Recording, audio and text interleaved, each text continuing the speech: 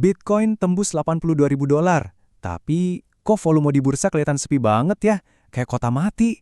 Pertanyaannya, apakah ini murni jebakan bandar raksasa yang siap banting harga ke dasar, atau justru kalian, para investor retail, yang lagi-lagi dimainkan secara halus? Lepaskan semua asumsi kalian, karena di analisis kali ini, kita bakal bongkar habis rahasia smart money di balik layar. Jujur deh, lihat harga terbang tinggi, tapi order book di bursa publik super tipis, itu emang bikin deg-degan kan? Kalau kita cuma pakai kacamata teori klasik Wyckoff, indikator ini benar-benar teriak keras, ini bull trap. Rasanya pengen cepet-cepet pencet tombol sell sebelum portofolio rata sama tanah. Kenaikan harga yang didorong tanpa dukungan volume masif, itu emang kerasa banget kayak nunggu bom waktu meledak di wajah kita sendiri. Oke, masuk ke bagian pertama. Jebakan bandar atau kesempatan emas. Kita harus lihat realita market yang sebenarnya. Gini, mengasumsikan kalau tarikan harga ke $82.000 ini cuma fake out karena volume di Binance lagi sepi, itu adalah kesalahan analitis yang fatal banget. Mengandalkan cara lama bakal membunuh portofolio kalian sendiri. Di market sekarang, kita hidup di dua realita yang beda jauh. Di sebelah kiri ada realita retail, para paper hands yang gampang panik kena food dan cuma melototin order book bursa publik. Di sebelah kanan, ada realita institusi alias smart money yang lagi asyik nyapu bersih miliaran dolar supply lewat jalur belakang, beroperasi penuh dalam mode senyap. Lanjut ke bagian 2, kita bakal bongkar ilusi hilangnya volume pasar kripto ini. Jadi kemana perginya volume itu? Jawabannya ada di meja OTC alias over the counter. Ini tempat nongkrongnya para paus institusional biar nggak ngehancurin harga publik. Coba lihat data gila ini. Dari tahun 2025 ke 2026, volume di bursa publik cuma merangkak 9%. Tapi perhatikan bar kedua, volume institusi di pasar OTC meledak sampai 109%. Jadi volumenya nggak hilang guys, volumenya cuma pindah ke tempat yang nggak bisa kalian lihat di layar. Dan yang bikin merinding sekaligus takjub, efisiensi meja OTC modern ini luar biasa banget. Bayangin, ada rekam jejak eksekusi block trade senilai $105 juta yang kelar cuma dalam waktu 2 jam. Dampak harga pasar? Nyaris nol. Slippage-nya berhasil ditahan cuma di angka 50 basis points. Mereka ngumpulin barang dalam skala raksasa tanpa bikin riak air sedikit pun. Nah, sekarang masuk ke bagian 3, bukti kuat dari data on-chain. Kalau volumenya sembunyi-sembunyi, dari mana kita tahu ini bukan manipulasi harga sementara? Jawabannya ada di data on-chain, resi abadi yang nggak bisa dipalsukan. Ini bukti mutlak kalau kita lagi ada di tengah krisis likuiditas supply yang super akut. Lihat angka krusial ini, 2,21 juta BTC. Cadangan Bitcoin di seluruh bursa global jatuh nyungsap ke titik terendah sepanjang sejarah, barang fisiknya beneran habis. Etalase toko kosong melompong karena koin-koin itu ditarik paksa ke cold wallet para institusi. Data ini juga dengan brutal ngebongkar abis psikologi pasar.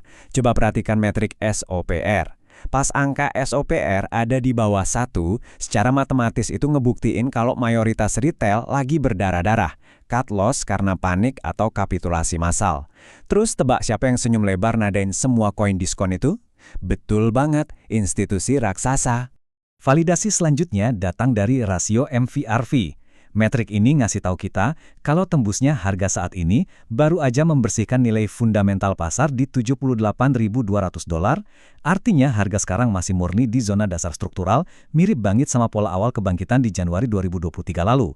Ini nawarin risk to rewards yang terlalu menggiurkan buat dilewatkan sama smart money. Masuk ke bagian 4, tsunami likuiditas institusi raksasa yang masuk ke market. Kita udah nggak ngomongin paus kripto biasa lagi. Ini invasi para titan finansial. Mereka lah pondasi beton dari kenaikan harga ini. Lihat deretan kelas berat yang lagi rakus-rakusnya sama ETF. BlackRock, aset kelolaan mereka tembus $55,5 miliar. Bahkan sempat narik dana segar $505 juta masuk cuma dalam 48 jam. Disusul sama Millennium Management dengan taruhan $1,94 miliar. Belum lagi ke Sovereign Wealth Funds milik Abu Dhabi yang ikut ngeborong lebih dari $1 miliar. Ngeri kan? Pertanyaannya, kenapa duit segede itu masuknya sekarang? Jawabannya ada di makro geopolitik. Konflik kayak di Selat Hormuz bikin harga energi loncat, maksa bank sentral nyetak duit lagi buat nutup defisit.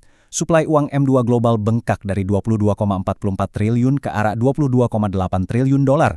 Mata uang kertas kalian perlahan hancur nilainya, berhadapan langsung sama Bitcoin yang suplainya baru aja kepotong halving dan mentok di 21 juta koin. Tapi tunggu dulu, kita juga harus awas sama pasar derivatif. Ada ancaman gamma squeeze di depan mata. Begitu harga sukses ngejebol resistensi solid $80.000, para market maker yang pasang posisi short gamma bakal tercekik. Algoritma komputer mereka otomatis dipaksa beri Bitcoin di pasar spot buat hedging. Dan boom, ini menciptakan efek domino ledakan harga ke $84.000, bahkan lebih tinggi lagi. Sekarang kita masuk ke bagian kelima, strategi cuan ala smart money. Ngelihat semua rentetan fakta gila dari OTC dan makro tadi, kita harus bertindak kayak gimana? Coba perhatikan studi kasus borong Bitcoin episode 36 ini. Di saat orang panik, mereka malah melakukan injeksi mekanis 100 juta rupiah ke dalam portofolio yang sekarang nilainya udah nyentuh 5,1 miliar rupiah. Kunci mentalitasnya, mati-matian ngelawan Lollapalooza Effect. Abaikan aja kecenderungan massa yang selalu jual pas FAT media lagi kenceng-kencengnya. Nah, buat kalian yang mau ngikutin jejak smart money, ini dia 4 langkah pamungkasnya. 1. Lakukan DCA tanpa ampun setiap kali indikator SOPR ada di bawah angka 1. 2. Siapin jaring buat serok diskon pas terjadi flash crash karena berita makro. 3. Tolong banget, abaikan ilusi volume di layar CEH publik kalian. Dan 4. Kunci visi kalian kuat-kuat ke target makro $85.000 sampai $100.000 buat 1,5 sampai 2 tahun ke depan.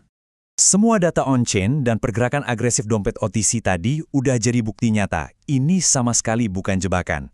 Ini adalah proses perpindahan kekayaan struktural paling besar di dekade ini. Jadi saya mau tanya ke kalian, kamu mau terus jadi paper hands yang gampang dikendalin kepanikan retail, atau mulai bertindak berani layaknya smart money? Tentukan pilihanmu sekarang, drop di kolom komentar di bawah, dan mari kita diskusi.